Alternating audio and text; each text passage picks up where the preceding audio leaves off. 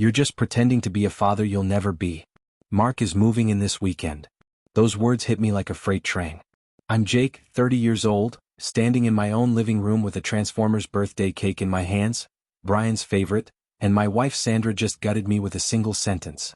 I'd come home early from work, excited about tomorrow's party, about seeing Brian's face light up when he saw Bumblebee on that cake.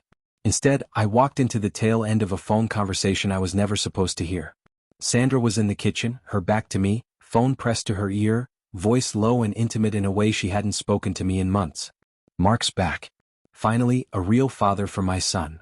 She didn't see me frozen in the doorway. Didn't see my hands start shaking or the way my throat closed up. For years I'd been there for Brian, for her, building what I thought was a family. Apparently I'd been building on sand. When she finally turned around and saw me standing there, she didn't flinch. Didn't apologize. Just crossed her arms and repeated those words to my face, slower this time, making sure I understood. You're just pretending to be a father you'll never be. Her eyes were cold, decided. This wasn't a heat-of-the-moment thing. She'd been planning this. I set the cake down on the coffee table carefully, like if I moved too fast everything would shatter. Sandra, what are you talking about? My voice came out steadier than I felt. She sighed like I was being difficult. Mark is Brian's real father. He's been gone, but he's ready now. Ready to be a family. The front door burst open and Brian ran in, backpack bouncing, 7 years old and pure joy. Jake, Dad. You're home early. He crashed into my legs, hugging tight. I put my hand on his head, fingers threading through his messy brown hair, and looked at Sandra over him. She looked away first. Is that my birthday cake? Brian's eyes went huge when he spotted the Transformers design. Can I have some now? Please? He was bouncing on his toes, looking between Sandra and me. I opened my mouth, but Sandra cut in sharp. Not now, Brian. Go wash your hands. Her tone left no room for argument. Brian's smile faltered. He looked up at me, confused by the tension crackling in the air. Is everything okay, Jake, Dad? That name. He'd started calling me that 2 years ago, out of nowhere, like it was the most natural thing in the world. I'd cried in the bathroom that night, overwhelmed by the trust and love in those 2 words. Now they felt like a knife twisting. Everything's fine, buddy, I lied, forcing a smile. Go on, listen to your mom. He hesitated, then slowly walked toward the bathroom, looking back twice. The second the door closed, Sandra's face hardened again. Don't make this harder than it needs to be, Jake. I've made my decision. Mark showed up on Saturday morning with a single duffel bag slung over his shoulder and a grin that made my stomach turn. I was helping Brian build a Lego set in the living room when Sandra opened the door without knocking, like she'd given him a key already. He walked in like he owned the place, eyes scanning the room with an entitled swagger that set my teeth on edge. There's my boy. Mark's voice boomed across the room. Brian froze, a blue Lego brick halfway to the spaceship we were building. He looked at Mark, then at me, then back at Mark. Confusion clouded his face. Who are you? The question was small, uncertain. Mark's grin faltered for just a second before Sandra jumped in. Brian, this is Mark. Your real dad. Remember I told you he'd been working far away? I felt something cold settle in my chest. Real dad. She kept using that phrase like a weapon. Mark walked over, squatted down to Brian's level with his hands on his knees.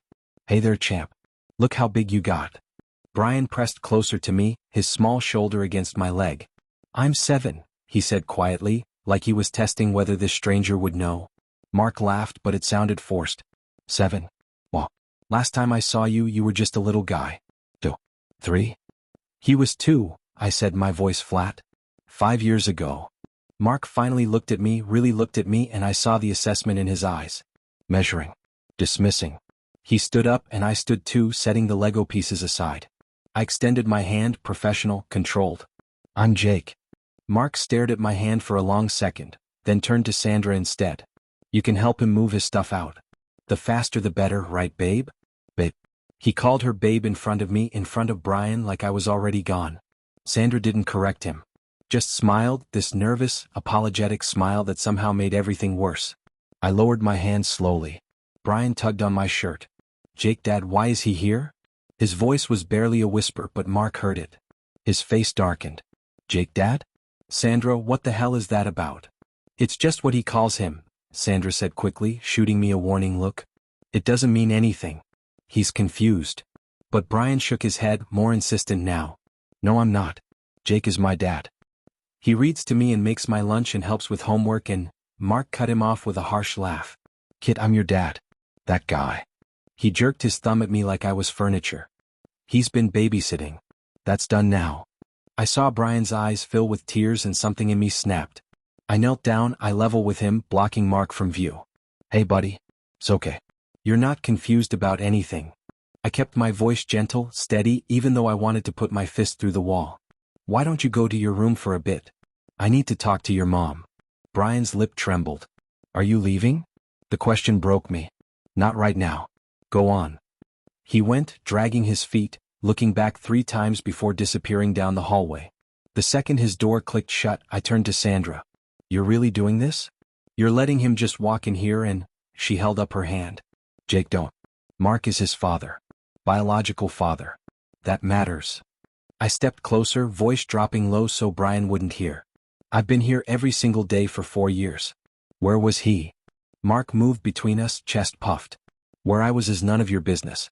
I'm here now. I noticed it then, the hospital wristband on his left wrist, mostly hidden by his sleeve but visible when he gestured. White plastic with faded blue text. Recent. From where? What? The questions piled up but I swallowed them down. It didn't matter. Sandra had made her choice and she was standing there letting this stranger dismantle everything we'd built. I decided to cook one last meal. Brian's favorite, mac and cheese from scratch with dinosaur-shaped chicken nuggets arranged on the side. It was stupid and sentimental but I needed to do it. Needed one more normal moment before everything changed. I moved around the kitchen on autopilot, boiling pasta, shredding cheese, trying not to think about how many times I'd made this exact meal while Sandra worked late shifts and Brian sat at the counter doing homework, telling me about his day. Mark appeared in the kitchen doorway, freshly showered, wearing one of my shirts. He didn't ask. Just took it from the closet like he belonged here. Smells good, he said, opening the fridge and grabbing a beer. My beer. From the 6-pack I'd bought 3 days ago. He popped the cap and leaned against the counter, watching me cook in my own kitchen. So how long you gonna drag this out? The moving out thing? I kept stirring the cheese sauce, counting to 10 in my head. I'll be gone by tomorrow night. My voice came out level, controlled. Mark took a long drink. Good. Kid needs stability. Needs to know who his real family is. Real family. There was that word again. I gripped the wooden spoon tighter, knuckles going white. He knows who's been here. Mark shrugged. Yeah, well, biology matters, man. You can play house all you want, but at the end of the day, he's my blood. Sandra called us for dinner before I could respond, which was probably for the best. I brought the food to the table and stopped short. Mark was sitting at the head, my seat where I'd sat for 4 years. Sandra was setting his plate down first, serving him like he was the king of this castle. Brian was already seated, quiet, his eyes red like he'd been crying. He looked at me and I saw the question there. Why is this happening? I took the seat across from Brian, the only spot left. Sandra brought our plates, mine last, barely looking at me. Mark dug in immediately, mouth full when he spoke. This is pretty good. You cook a lot. It wasn't really a question. More like an observation about my place in this dynamic. The help. The nanny. I didn't answer. Just watched Brian push his mac and cheese around with his fork, not eating. Brian, eat your food, Sandra said, her voice tight with stress. Brian shook his head. I'm not hungry. Mark leaned back in his chair, beer in hand. Your mom says you've been spoiled. That's gonna change. In my house, kids eat what's given to them. My jaw clenched so hard I thought my teeth might crack. My house. He'd been here less than 8 hours and he was already erasing me. Brian's eyes welled up. He pushed his plate away completely. This isn't your house. It's Jake Dad's house. Sandra's face went red. Brian, that's enough. Mark is your father and you will show respect. But Brian just shook his head harder, tears spilling over. I don't want him here. I want Jake Dad to stay. His voice cracked on the last word and I felt something in my chest split open. I stood up, my chair scraping loud against the floor. Everyone looked at me. Excuse me, I managed, heading toward the hallway. I needed air. Needed space. Needed to not watch my family be given to someone else. But I only made it 2 steps before I felt small fingers grab my sleeve. Brian had followed me, his face wet with tears. Please don't go, he whispered. Please, Jake Dad. I'll be good. I promise I'll be so good. I knelt down, pulling him into a hug even though I knew Sandra was watching, knew Mark was probably making some comment. Brian buried his face in my shoulder, his small body shaking. You're already good, buddy. The best. This isn't about you, okay? You didn't do anything wrong. He pulled back, looking at me with those big brown eyes. Then why are you leaving? Before I could answer, Sandra was there, pulling Brian away from me. That's enough. Go to your room, Brian. Her voice had that sharp edge that meant no arguments. Brian looked between us, betrayed and confused, then ran down the hallway. His door slammed. The sound echoed through the house like a gunshot. I straightened slowly, looking at Sandra. She wouldn't meet my eyes. Just stared at a spot over my shoulder. You're making this harder than it needs to be, she said quietly. Behind her, Mark was finishing his second beer, completely unbothered. I noticed the stack of bills on the counter then, the ones I'd been paying every month. Electric, water, rent. All stamped with red final notice warnings. Sandra saw me looking and quickly moved to cover them with a dish towel. I packed in silence Sunday morning. Everything I owned fit into 3 suitcases and 2 boxes. 4 years condensed into cargo. Brian sat on the edge of my bed. Our bed, the one in the guest room I'd moved into 6 months ago when Sandra said she needed space, clutching the stuffed bear I'd won him at the county fair last summer. Mr. Patches. He hadn't let go of that bear since I pulled it from the claw machine on the 3rd try. Are you leaving because of me? His voice was so small I almost didn't hear it. I stopped folding shirts and knelt in front of him. Never because of you, buddy. You're the best thing that ever happened to me. You know that, right? He nodded but didn't look convinced. Tears rolled down his cheeks and he didn't even wipe them away. Then why can't you stay? I wanted to tell him the truth. That his mother chose someone else. That I wasn't wanted here anymore. That sometimes adults make decisions that hurt the people who love them most. But he was 7. How do you explain betrayal to a 7-year-old? Sometimes grown-ups can't stay together even when they want to. But that doesn't change how much I love you. Brian's face crumpled. But you're my dad. You're supposed to stay. The words shattered me. I pulled him close, feeling his small body shake with sobs against my chest. I'll always be someone who loves you. Always. No matter where I am. It wasn't enough. I knew it wasn't enough. But it was all I had. Sandra appeared in the doorway. Her arms were crossed, her face unreadable. Jake, stop confusing him. You're not his father. You never were. The words were meant to hurt and they did. I stood slowly, putting myself between her and Brian. I've been more of a father to him than Mark ever was. She stepped into the room. Mark is his blood. That's what matters. You need to accept that and move on. I reached into my pocket and pulled out a sealed envelope. Inside was a letter I'd written at 3 in the morning when I couldn't sleep, when the reality of losing Brian felt like drowning. Give this to him when he's older. When he can understand. I handed it to Brian, not Sandra. His small fingers closed around it. What is it? It's everything I want you to know. About how brave you are. How smart. How much you matter. My voice cracked. Open it when you're ready. Brian looked down at the envelope, then back at me. I'm ready now. You're my dad. I understand everything. The simple conviction in his voice almost broke me. Sandra snatched the envelope from his hands. He doesn't need this. You're leaving, Jake. Don't make it harder. But Brian lunged for it, crying harder. Give it back. That's mine. Jake, Dad gave it to me. Sandra held it high above his reach. Enough. Go to your room. Brian looked at me one last time, desperate, pleading. When I didn't fight Sandra for the letter, something in his face changed. Betrayal. Like I was abandoning him too. I loaded my car while Mark watched from the porch, beer in hand at 10 in the morning. He didn't offer to help. Just smirked and said, "Drive safe, man. Don't worry, I'll take good care of your leftovers." I didn't respond. Didn't give him the satisfaction. But as I pulled away, I saw Brian's face in the upstairs window, pressed against the glass, and I had to pull over 2 blocks away because I couldn't see through the tears. That afternoon I canceled everything. The automatic rent payment I'd been covering for 3 years. The utilities in Sandra's name that I'd set up on autopay. The car insurance for the Honda she drove. Brian's private school fund that I'd been contributing $500 to every month. The family cell phone plan. Everything. I took screenshots of every cancellation confirmation and saved them in a folder labeled Evidence. Evidence of what? I wasn't sure yet. Maybe just evidence that I'd been there. That I'd mattered. 2 weeks passed. Then 3. I moved into a small apartment across town, threw myself into work, tried to build a life that didn't have a 7-year-old shaped hole in it. I failed. Every night I stared at my phone, fighting the urge to call. To check on Brian. To make sure he was okay. But Sandra had made it clear, I wasn't welcome. I wasn't family. so I stayed away. On a Thursday afternoon, my phone lit up. 17 missed calls from Sandra. No voicemails at first, then one. I almost deleted it without listening. Almost. But something made me press play. Her voice came through shaky, desperate. "Jake, please. I made a mistake. Mark relapsed. He's gone again. We need you. I need you. Please call me back." I stared at the phone for a long moment, then deleted the message. My hands were steady. I felt nothing. That should have scared me, but it didn't. I'd spent 2 weeks grieving, crying in the shower, punching pillows, screaming in my car. I'd burned through the anger and the hurt and come out the other side into something cold and clear. She'd made her choice. Now she could live with it. 3 days later, my phone rang again. Different number. I answered without thinking. "Jake, Dad?" Brian's voice was small, scared. My heart stopped. "Brian? Buddy, are you okay?" I heard him sniffle, trying not to cry. "I'm scared. There's no food. Mom won't stop crying. Mark left and he took money and Mom says we have to move and I don't know what's happening."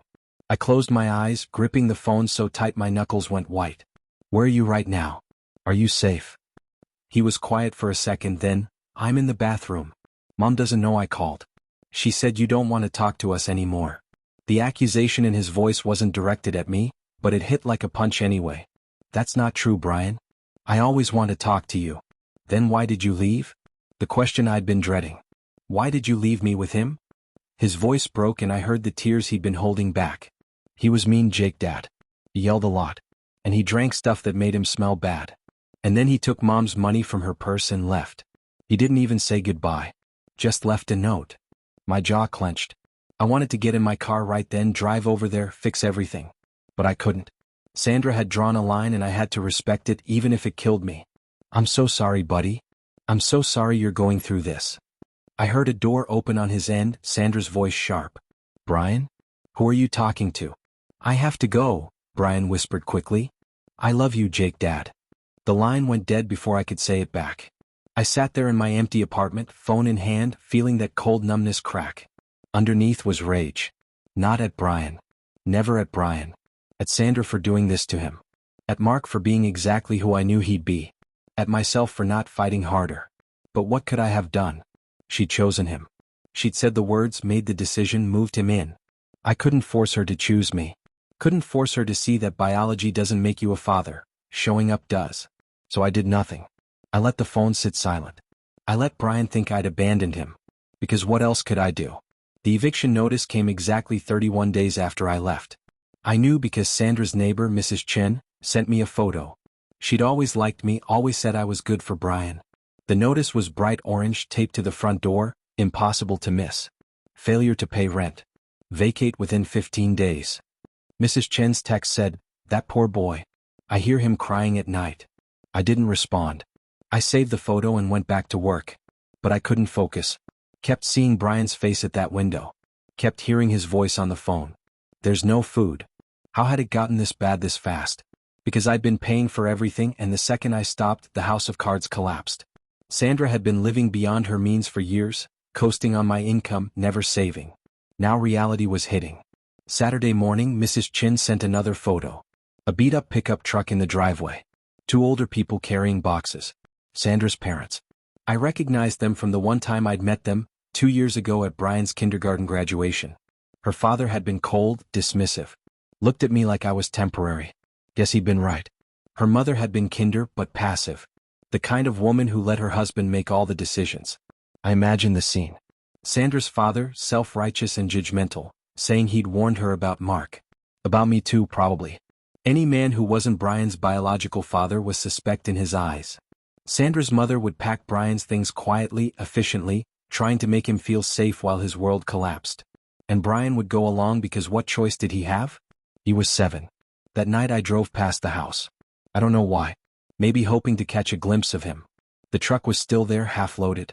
Through the living room window I saw movement. Brian appeared, carrying a box twice his size, struggling. I almost got out of the car. Almost walked up that driveway and took the box from his hands and told him everything would be okay. But then Mark's brother appeared.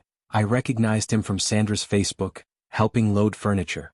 They were dismantling the home we'd built together, piece by piece. The couch where Brian and I had watched cartoons every Saturday morning. The kitchen table where I'd helped him learn to read. The bookshelf I'd assembled while Brian handed me screws, so proud to be helping. I drove away before anyone saw me. Went home and pulled out a box from my closet. Inside were photos. Birthday parties. Halloween costumes. Brian's first day of school, standing in our doorway with his new backpack, nervous smile. Christmas morning, Brian in his pajamas holding up the bike I'd stayed up until 2 a.m. assembling. Every major moment of his life for 4 years, and I was in almost all of them. Mark was in none. 3 months of silence. 3 months of wondering if Brian was okay, if he hated me, if he understood any of this. I'd started therapy. My therapist, Dr. Morris, kept asking why I felt responsible for fixing Sandra's mess. I didn't have a good answer except that Brian deserved better. He deserved stability and safety and someone who showed up. And I couldn't be that person anymore because his mother had closed that door. I'd started dating Emma in month 2. She was a kindergarten teacher, kind and patient, with sad eyes that said she understood loss. We met at a coffee shop when she complimented the book I was reading, a children's story I'd bought for Brian but never got to give him. We talked for 3 hours. She told me about her father leaving when she was 9. I told her about Brian. She didn't run. That should have been my first clue she was special. It was a Sunday morning when the knock came. I was making breakfast, planning to meet Emma at the park. I opened the door and there they were. Sandra looked like she'd aged 5 years and 3 months. Dark circles under her eyes. Hair unwashed. Clothes wrinkled. But it was Brian who destroyed me. His shoes were too small, I could see his toes pressing against the fabric. His jeans had holes in the knees, not the fashionable kind. He was thinner. When had he gotten so thin? Jake, please. Sandra's voice cracked. We need you. Brian needs you. I was wrong. I'm so sorry. She was crying, mascara running down her face. But I couldn't look at her. Could only stare at Brian, who wouldn't meet my eyes. Shame radiated off him like heat. Like he thought this was his fault somehow. Please, Jake. Mark is gone. He's not coming back. My parents, they can't help anymore. We have nowhere to go. I should have felt vindicated. Should have felt satisfaction that she was here admitting I'd been right all along. But I felt nothing. Just that same cold numbness. You made your choice, Sandra. You told me I'd never be his father. You were right. I'm not. The words came out flat, emotionless. Sandra flinched like I'd hit her. But then Brian moved. Ran forward and wrapped his arms around my waist, burying his face against my stomach. Please, Jake, Dad. Please don't be mad. I missed you so much. I tried to be good. I tried so hard. His whole body shook with sobs.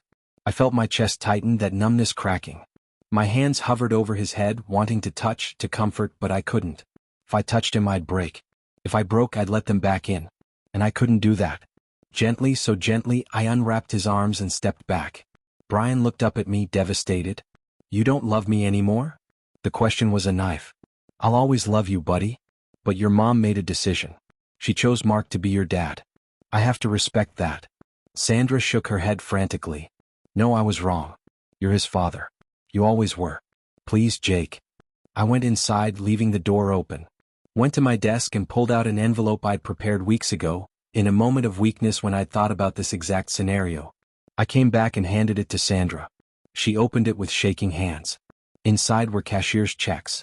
13 of them, each for $1,000. This is for Brian's education. Put it in a trust. Don't touch it.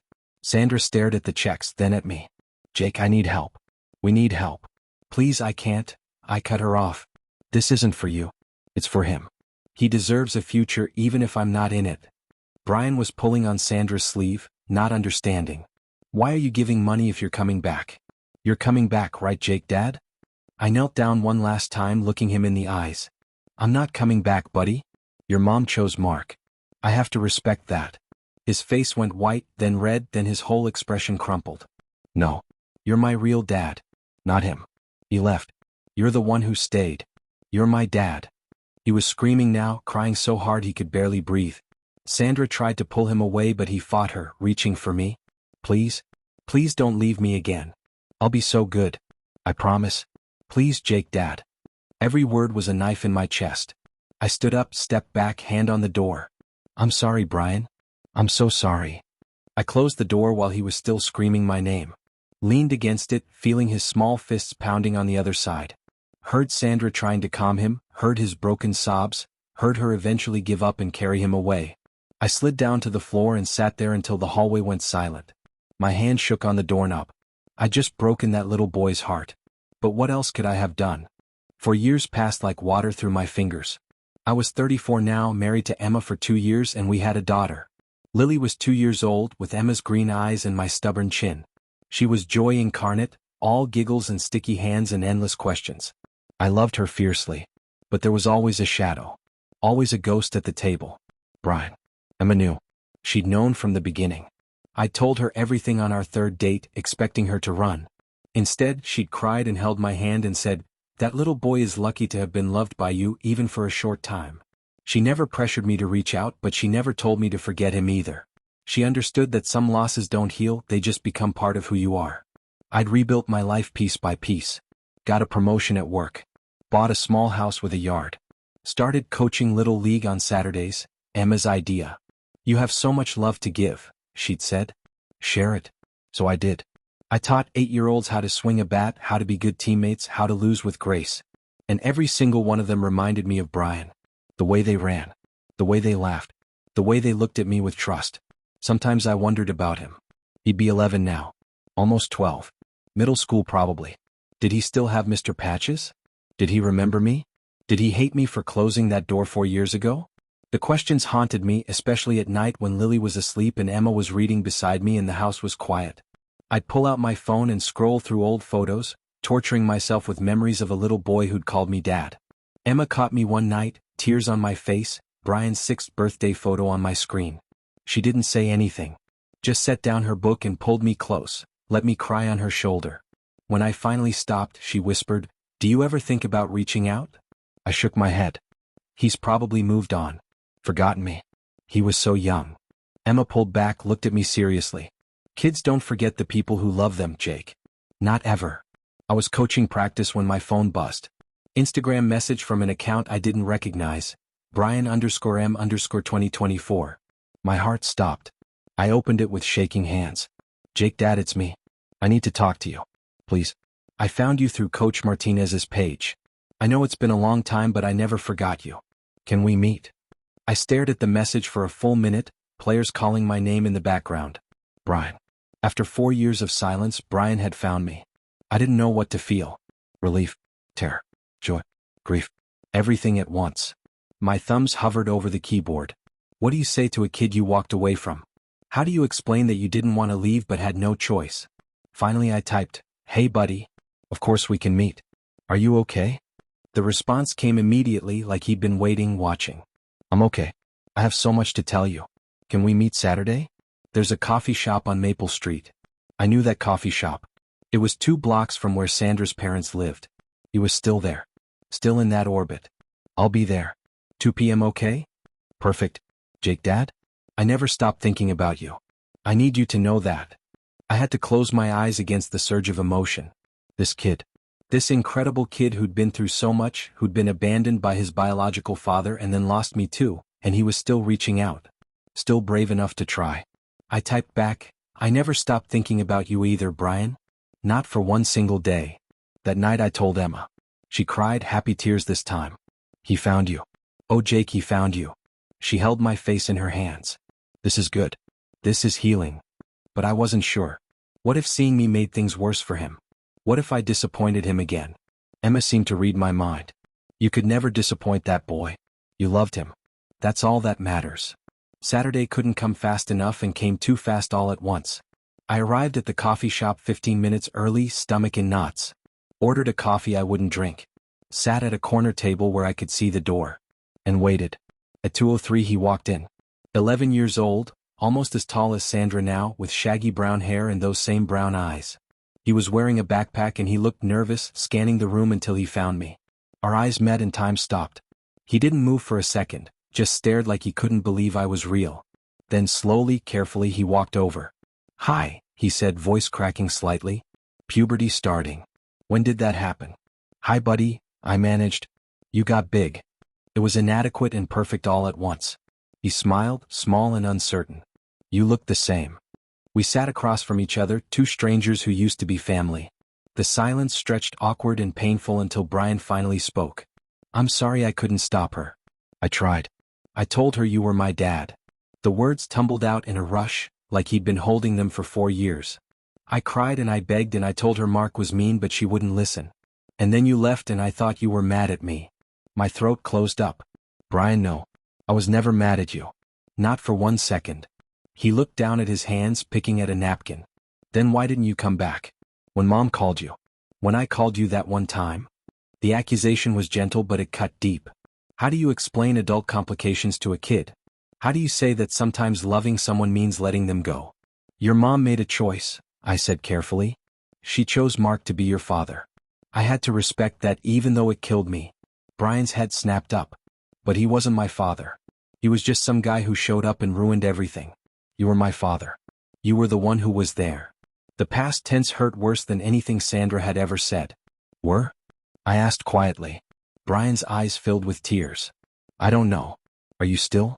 Can you still be? The question hung between us, heavy with hope and fear. I wanted to say yes. Wanted to pull him close and promise I'd never leave again. But what if Sandra had a problem with it? What if this caused more instability in his life? I want to be, I said honestly. But it's complicated. Brian nodded like he understood, even though how could he really? He reached into his backpack and pulled out a folded piece of paper, worn soft from being handled too many times. He slid it across the table. I unfolded it carefully. It was the drawing from years ago. Stick figures labeled me, Jake Dad, and Mom. The colors were faded but the image was clear. A family that never quite was. I kept it, he said quietly. Because it's still true. You're still my dad. Even if you don't want to be. The words broke something open in me. I always wanted to be, Brian. Always. That never changed. He looked up, hope flaring in his eyes. Really? I nodded. Really? I have a picture too. In my wallet. Want to see? I pulled it out, the photo I carried for 4 years. Brian at 6, on my shoulders at the beach, both of us laughing at something Emma had said while taking the picture. Brian stared at it. You kept this? All this time? His voice was barely a whisper. Every single day, I confirmed. You are important to me, buddy. That doesn't just go away. Brian's composure cracked. Tears spilled over and he wiped them away angrily, embarrassed to be crying in public. I missed you so much. Every day. I wrote you letters. Did you get them? Letters? What letters? No, buddy. I never got any letters. His face fell. Oh, Mom said she mailed them. She said you probably just didn't want to write back. Ice flooded my veins. Brian, I never got any letters. I promise you if I had, I would have responded to every single one. He processed this slowly, understanding dawning. She lied. She kept them. His voice went flat, emotionless in that way kids do when they're protecting themselves from more pain. She kept a lot of things from me. Tell me what happened, I said gently. After I left. You don't have to if you don't want to, but I'd like to know. Brian took a shaky breath and started talking. The words came slowly at first, then faster, like a dam breaking. Mark stayed for 8 months. Drank every night. Yelled when he was drunk. Took money from Sandra's purse. Left without warning the first time. Came back promising to change. Left again 4 months later. Came back a third time. Left for good. The third time he didn't even leave a note, Brian said. Just disappeared. Mom tried calling him but his phone was disconnected. We never heard from him again. He said it matter-of-factly, like he was reporting the weather. Like he'd learned not to expect anything from Mark. I stopped asking about him after the second time. Realized he wasn't ever gonna be what Mom wanted him to be. I'm sorry you went through that, I said. Brian shrugged. It's okay. I kind of knew he would leave. He didn't really want to be there. He wanted Mom, not me. The casual acceptance of parental rejection gutted me. No kid should have to learn that lesson. That's not your fault, Brian. You know that, right? His leaving had nothing to do with you. He nodded but I could tell he didn't fully believe it. Mom's dating someone new now. Richard. He's okay, I guess. Doesn't really pay attention to me but he doesn't yell either, so that's something. The bar was so low it was underground. And you? How are you doing? Really? Brian met my eyes. Better now. Now that I found you. We talked for 2 hours. I told him about Emma, about Lily, about the life I'd built. He seemed genuinely happy for me, asking questions about his little sister, with cautious hope. Like he wasn't sure if he was allowed to claim that relationship. I assured him he was. Emma knows all about you. She'd love to meet you if you want. Brian's eyes lit up. Really? She wouldn't mind? The question revealed so much about how he saw himself, as a burden, an inconvenience. She'd be honored, I said firmly. And Lily needs a big brother to teach her things and protect her from boys when she gets older. Brian laughed, the first real laugh I'd heard from him. Sounded just like it used to. Then his expression changed, got serious. There's something I need to show you. Something Mom did. He reached into his backpack again and pulled out a shoebox, worn and battered. Set it on the table between us. I found this in her closet last month. I was looking for my birth certificate for a school thing and I found this instead. I opened the box. Inside were letters. Dozens of them. All addressed to my old apartment in Brian's careful, childish handwriting. Some envelopes were decorated with crayon drawings. Some had stickers. All were sealed, stamped, ready to mail. But they'd never been mailed. Sandra had kept every single one. My hands shook as I picked up the first one. The date was 6 months after I'd left. I opened it carefully. Dear Jake, Dad, I miss you every day. Did I do something wrong? Mom says you don't want to talk to me, but I don't believe her. I know you loved me. Please write back. I'm being good. I got an A on my spelling test. You would be proud. Love, Brian. I couldn't read the rest through the tears. I set it down and looked at Brian. He was watching me with those old eyes, too old for 11. She kept them all. For 4 years. Told me she was mailing them. Told me you just didn't want to respond. I believed her until I found the box. His voice cracked. Why would she do that? I didn't have an answer that would make sense to him. How do you explain that sometimes people do terrible things because they're hurting? That Sandra probably kept those letters out of shame and guilt? That she couldn't face the evidence of what she destroyed? I don't know, buddy. But I'm so sorry. If I had known you were trying to reach me, I would have moved heaven and earth to respond. Brian pulled out another letter, this one more recent based on the handwriting. More mature. Less crayon. This is the last one I wrote.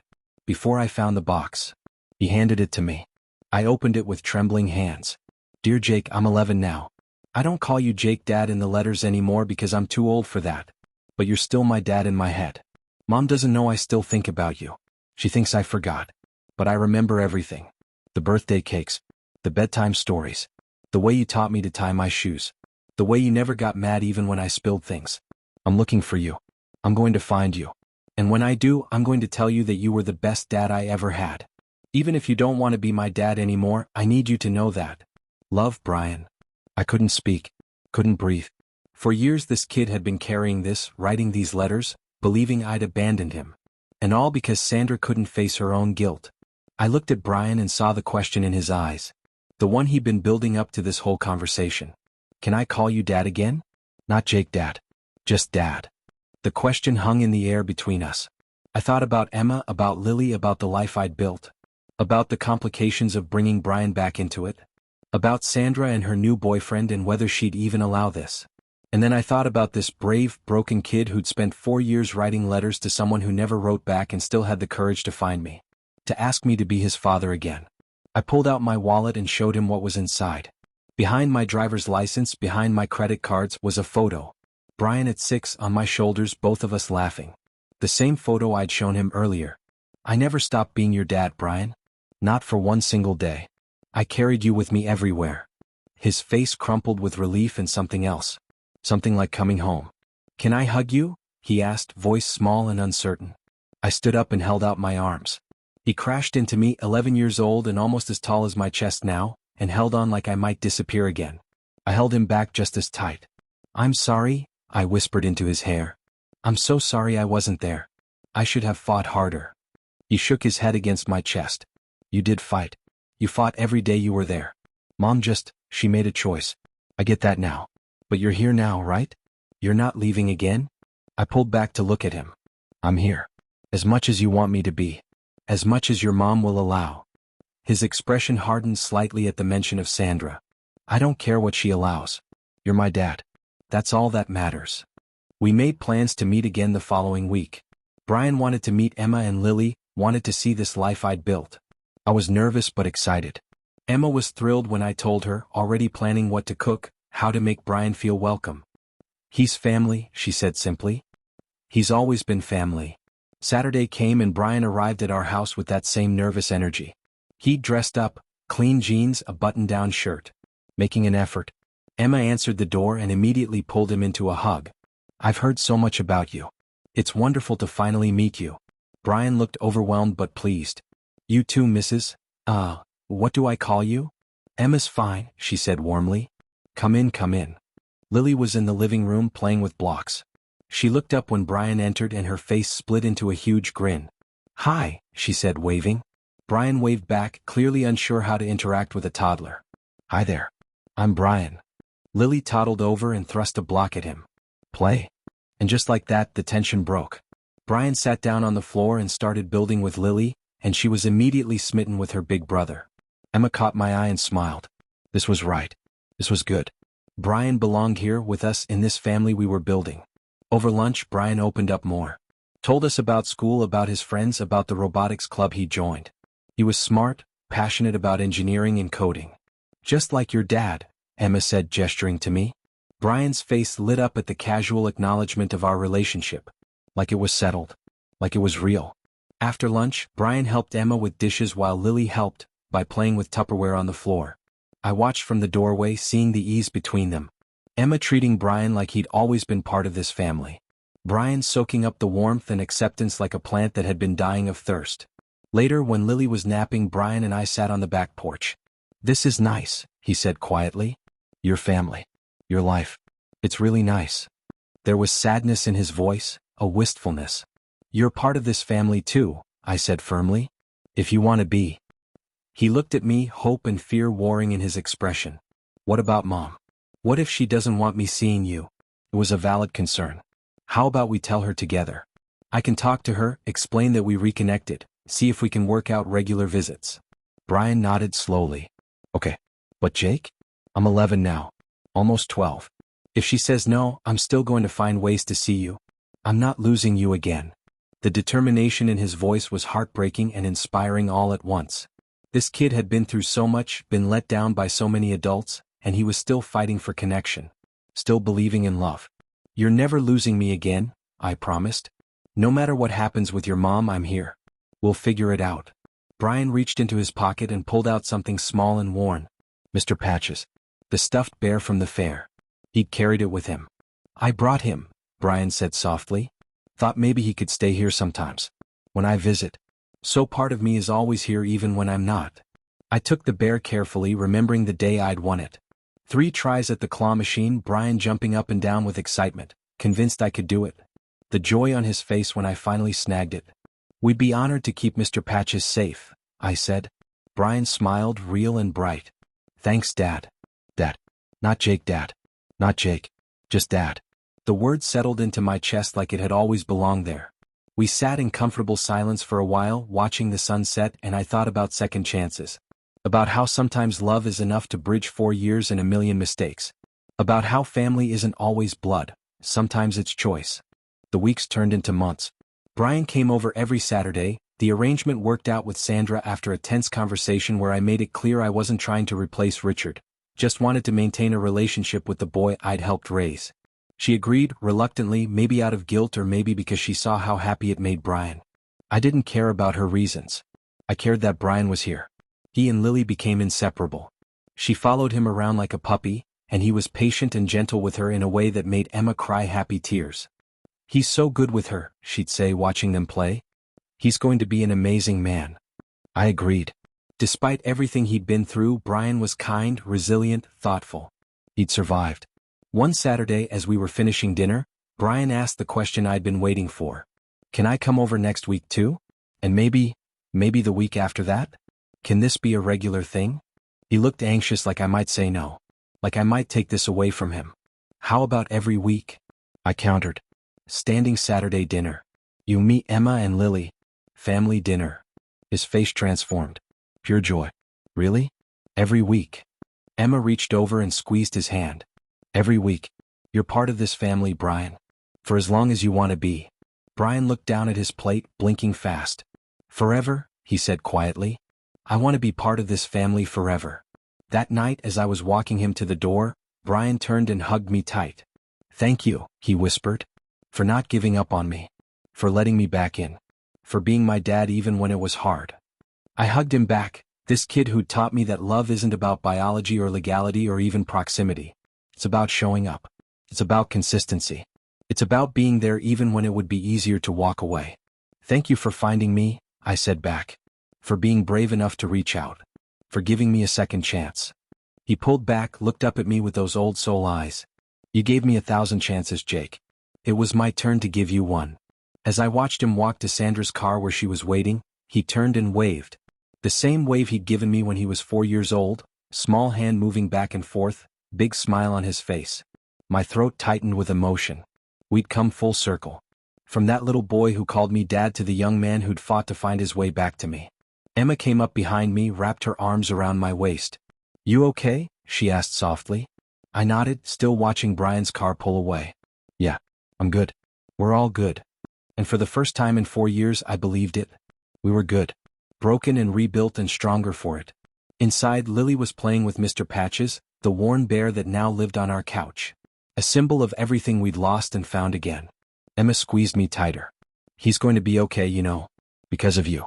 Because you showed him what a real father looks like. I thought about Mark, who'd walked away 3 times. About Sandra, who'd chosen biology over dedication. About all the ways adults fail children every day. And then I thought about Brian, resilient and brave and full of hope despite everything. He's going to be okay because he's strong. Because he didn't give up. I'm just glad I get to be part of his life again. That night, after Emma was asleep, I pulled out the shoebox of letters. Read through them one by one, crying over every word, every crayon drawing, every desperate plea for connection. 4 years of a child's love, hidden in a closet, kept from me out of shame or fear or guilt. But they'd found their way to me eventually. Love always does. I wrote Brian a letter back. Not to give to him necessarily, but because I needed to say the words. Dear Brian, you told me once that you understood. That you knew I was your real dad because I showed up. But I need you to understand something too. You showing up, finding me, refusing to let go, that's the bravest thing I've ever seen. You didn't owe me that forgiveness. That second chance. But you gave it anyway. That's who you are. That's the man you're becoming. I'm proud of you. I've always been proud of you. And I'll be here every week, every day you need me for the rest of my life. You were right about one thing, I am your real dad. Because you chose me. And I'll spend the rest of my life proving I'm worthy of that choice. Love, Dad. I folded the letter and put it with the others. Someday when he was older, I'd give him the whole box. His letters and mine. Evidence that love survives. That family is choice. That showing up matters more than anything else. But for now, it was enough that we'd found our way back to each other. Enough that every Saturday he'd be here, part of our family, part of our lives. Enough that he called me Dad and meant it. That was everything.